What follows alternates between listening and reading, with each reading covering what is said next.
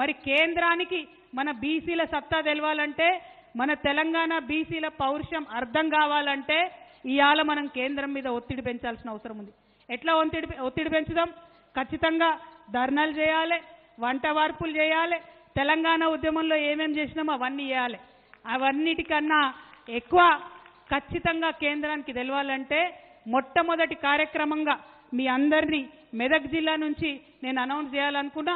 మొట్టమొదటి కార్యక్రమంగా మన డక్కన్ నుంచి ఢిల్లీకి పోయేటటువంటి రైళ్లన్నీ కూడా ఆపుదాం.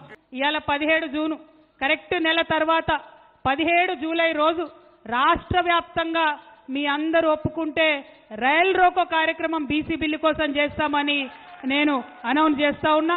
తెలంగాణ జాగృతి యునైటెడ్ పూలే ఫ్రంట్ ఆధ్వర్యంలో ఈ రైల్ రోకో కార్యక్రమం రాష్ట్రంలో ఎక్కడైతే అక్కడ చేస్తాం. అన్ని బీసీ సంఘాల నాయకులను కలుపుకుంటాం. అన్ని జిల్లా కేంద్రాలకు పోతాం. ఈ నెల రోజులల్లా అందరినీ కూడా బతిమలాడి బామాలి వారి హక్కుల గురించి వివరించి అందరం కూడా వచ్చి రైల్ రోకో చేద్దాం. అప్పుడైతే ఢిల్లీలో కూర్చున్నటువంటి నాయకులకు మన డెక్కన్ పీఠభూమి యొక్క పౌరుషం అర్థమవుతుంది, మన తెలంగాణ బీసీల యొక్క పౌరుషం అర్థమవుతుంది. ఈడికెళ్ళి బిల్లు పాస్ చేయించి పంపితే అక్కడ పెట్టుకోవద్దు, తొందరగా మళ్ళీ వెనక్కి పంపాలనే విషయం వారికి అర్థమవుతుంది.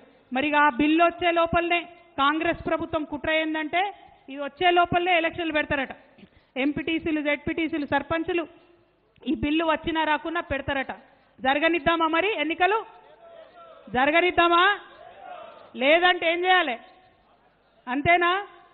అప్పుడేనా? మరి మెదక్ జిల్లా వాళ్ళ మాట కరెక్టే ఉంటుందా? ఖచ్చితమే ఉంటుందా? మరి ఇది కేసీఆర్ జిల్లా. మరి నేను చెప్తున్నా, మీరు మాట ఇచ్చి వెనకకు ముందుకైతే కేసీఆర్ గారికి మాట వస్తే సుమా అది ఆలోచన చేసుకోవాలి. ఆలోచన చేసుకొని ఖచ్చితంగా దయచేసి నాకు మాట ఇవ్వండి. వాళ్ళు కాంగ్రెస్ పార్టీ వాళ్లకు హెచ్చరిక చేస్తా ఉన్నాం. మీరు బీసీలకు 42% రిజర్వేషన్ ఇస్తామని చెప్పిండ్రు. ఇయ్యకుండా ఎన్నికలకు పోయే ప్రసక్తే లేదు. పోయేటటువంటి కుట్రలు చేస్తే ప్రజా ఉద్యమాలు తప్పకుండా నిర్మాణం చేస్తామని ఈ సందర్భంగా తెలియజేస్తున్నాం. ఢిల్లీకి సెగదగిలేటట్టుగా జూలై 17న రైల్ రోకో చేస్తామని కూడా ఈ సందర్భంగా తెలియజేస్తా ఉన్నాం.